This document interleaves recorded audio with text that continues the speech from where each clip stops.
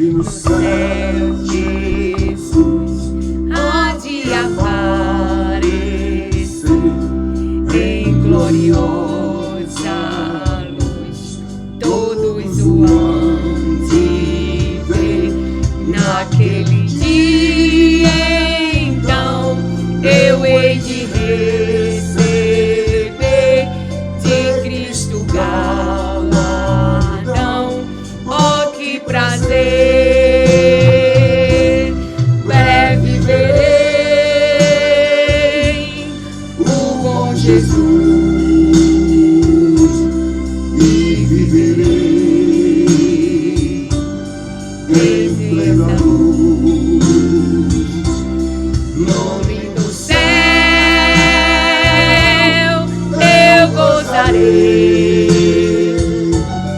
de toda dor, por Deus livre serei.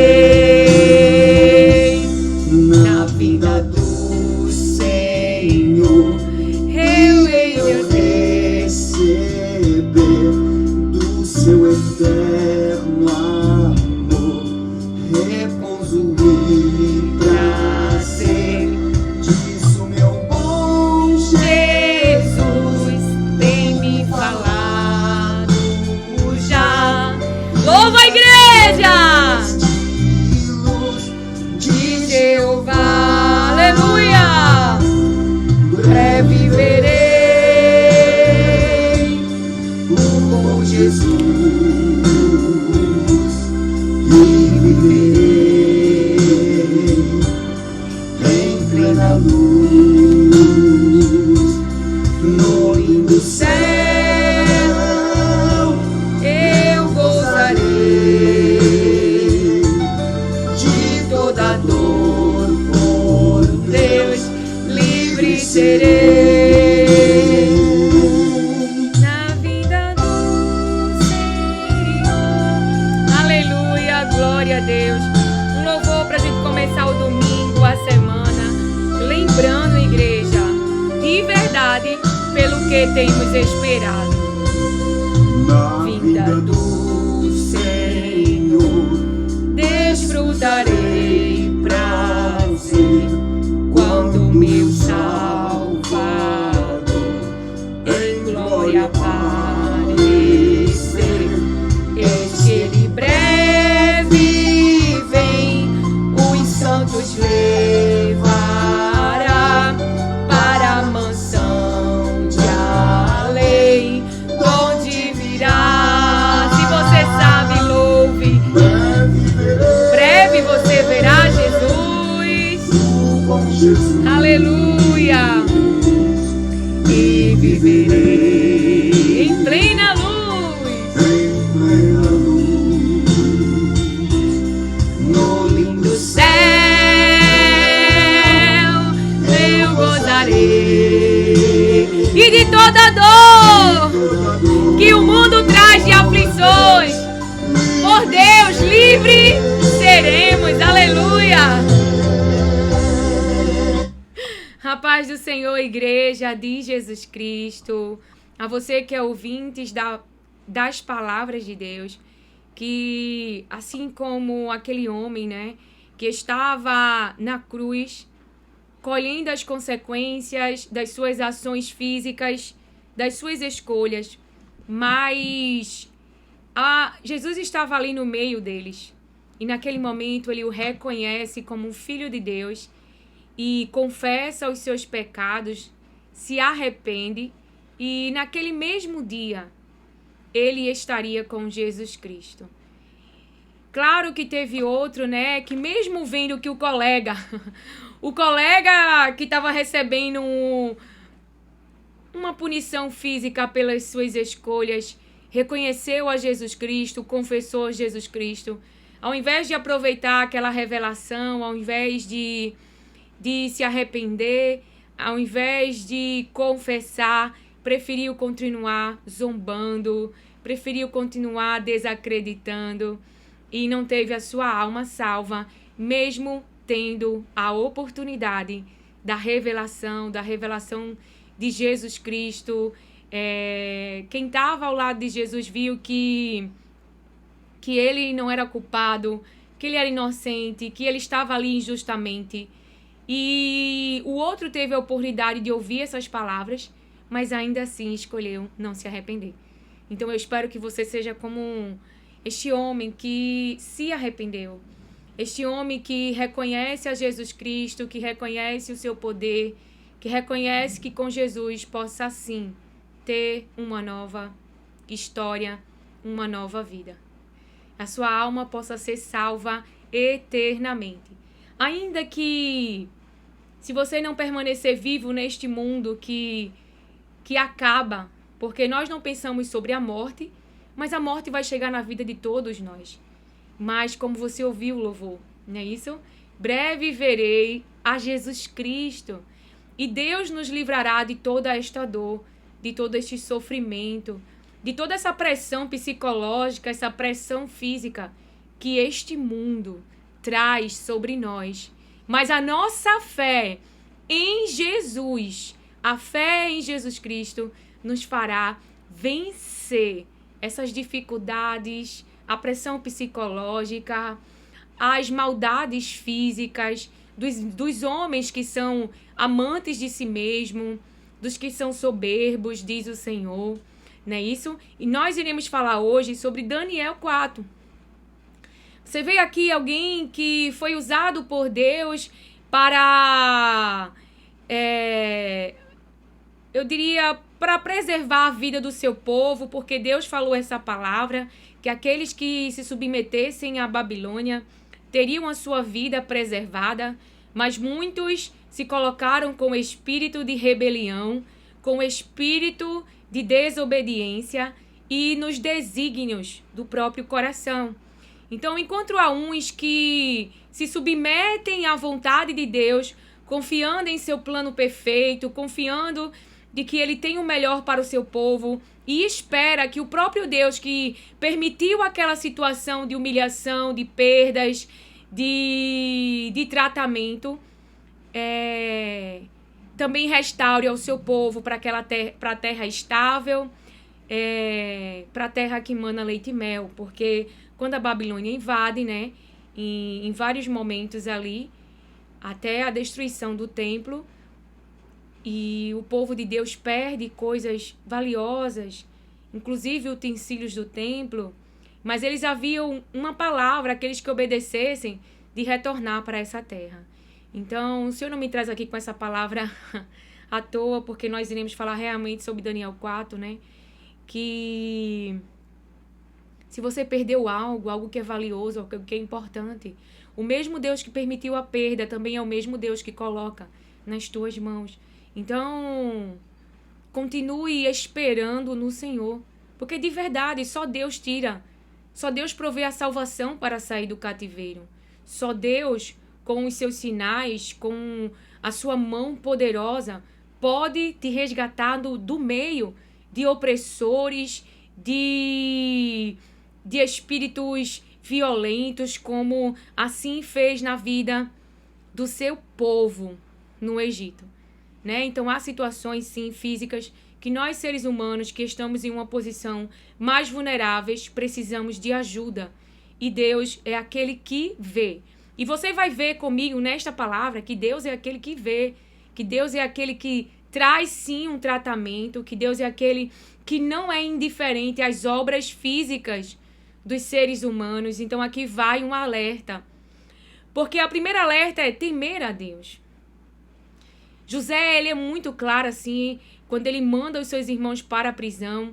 Depois ele diz, eu temo a Deus. E ele tira os irmãos da prisão. Por que José diz, eu temo a Deus? Isaías 11, né? Isaías 11 diz que está sobre nós um espírito de temor. Um espírito que nos dá entendimento.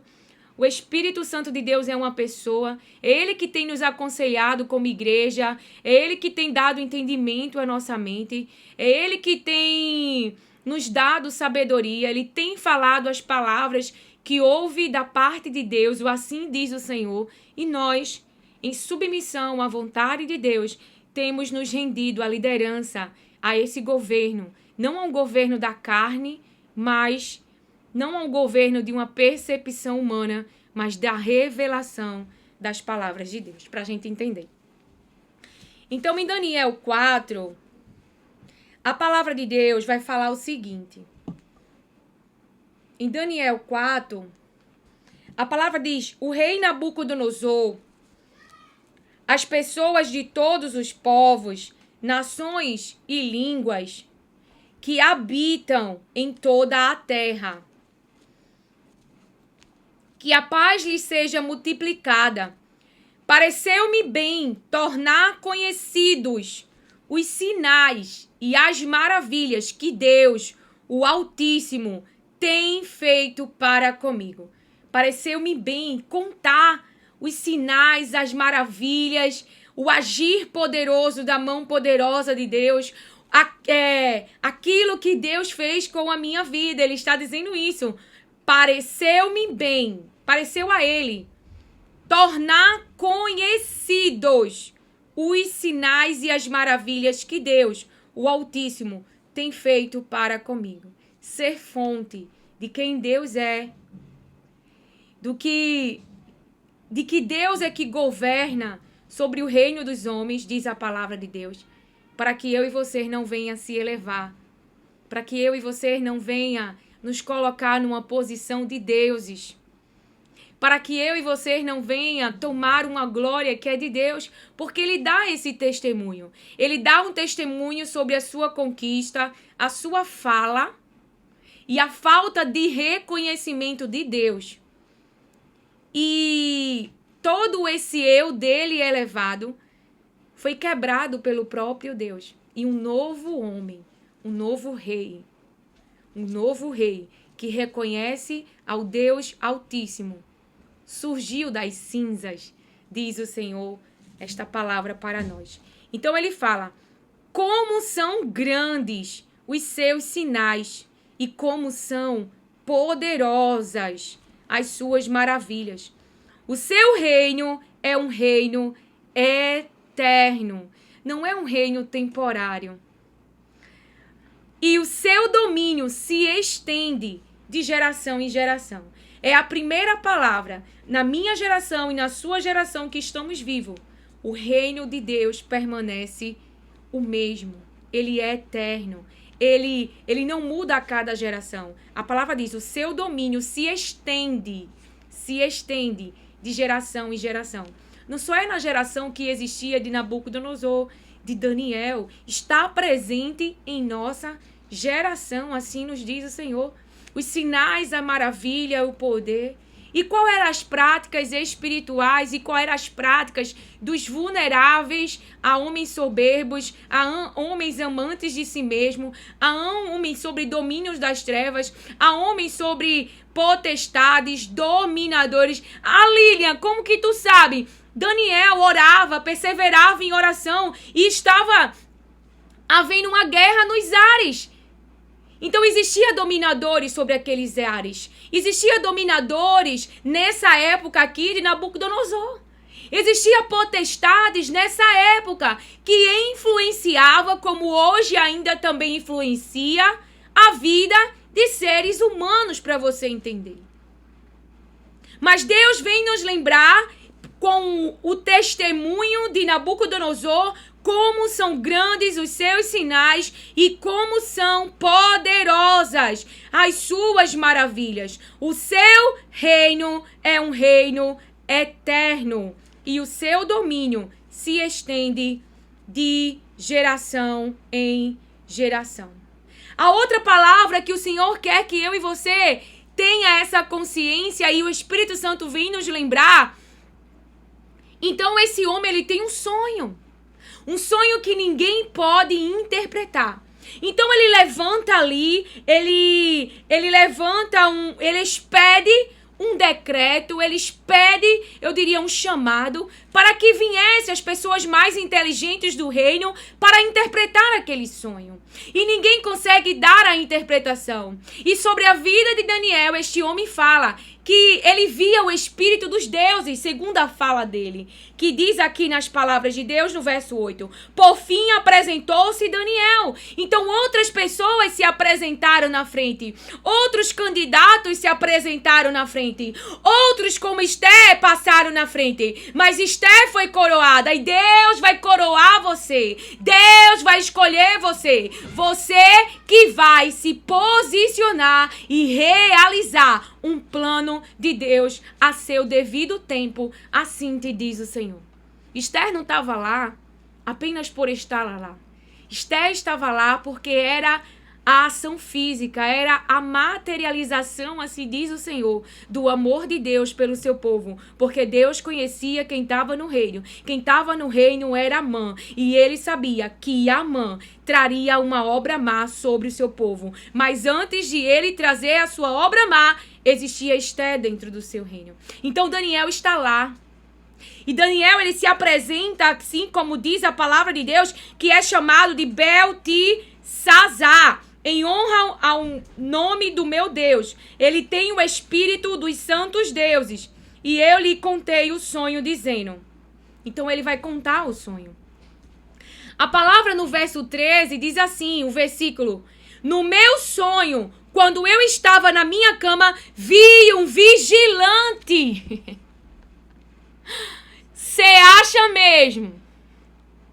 Algo que o Senhor me fez pensar, que eu nunca tinha pensado e posso compartilhar com você. Os sonhos que Deus deu a José, era só de José? José ia conseguir sustentar aquele sonho. Passar pelo processo para a realização daquele plano de Deus. Mas os sonhos que Deus entregou a José era a materialização do amor de Deus pelo seu povo. Foi isso que ele me fez entender. Minha filha, um tempo de escassez viria. E José foi primeiro. Coloquei todas as riquezas do Egito, tudo ali, falando em palavras para você entender, do faraó, por eu amar o meu povo. Então, José foi alcançado, sua família foi alcançada e quem mais? Jacó e toda a descendência de Abraão. Então, o amor de Deus por mim e por você é grande. Jesus está nessa posição à direita de Deus. O que nós vamos pedir a Ele hoje? Ele sabe do tempo de escassez. Ele sabe do tempo de escassez. Ele conhece, ele sabe do tempo da tribulação. Ele sabe que nós precisamos dele. Ele sabe da escassez física. Ele sabe dos tempos maus que virá sobre a terra física. E ele é a salvação do povo de Deus. Ele é o resgate. Ele é o líder perfeito e santo. Ele nos deu essa veste branca. Ele nos limpou, ele nos lavou. Ele está posicionado para a nossa salvação. Para a nossa esperança. A esperança do nosso clamor. Ele está à direita de Deus. E nós clamamos em nome de Jesus pela sua proteção, pelo seu cuidado, porque não queremos, de verdade, negar ao seu nome. Queremos continuar na porta com fé, esperando o noivo. Nós temos sofrido com obras físicas porque valorizamos o céu, porque cremos que ele breve virá nos buscar, assim diz o Senhor. Nós cremos que ele breve virá nos buscar. Nós cremos que ele nos livrará de todo o sofrimento e de toda a dor que nós sofremos nesse mundo físico. Assim nos diz o Senhor. Então este homem, ele experimentou a mão poderosa de Deus. Um homem elevado. E então ele conta o seu sonho para Daniel. Leia Daniel 4. E ele iria ser expulso do meio dos seres humanos. Ele iria ser expulso do meio dos seres humanos. A raiz iria ficar, mas a palavra de Deus diz que, no verso 15, mas o toco com as raízes deixe na terra, amarrado com correntes de ferro e de bronze, em meio à erva do campo, que esse toco seja molhado pelo orvalho do céu.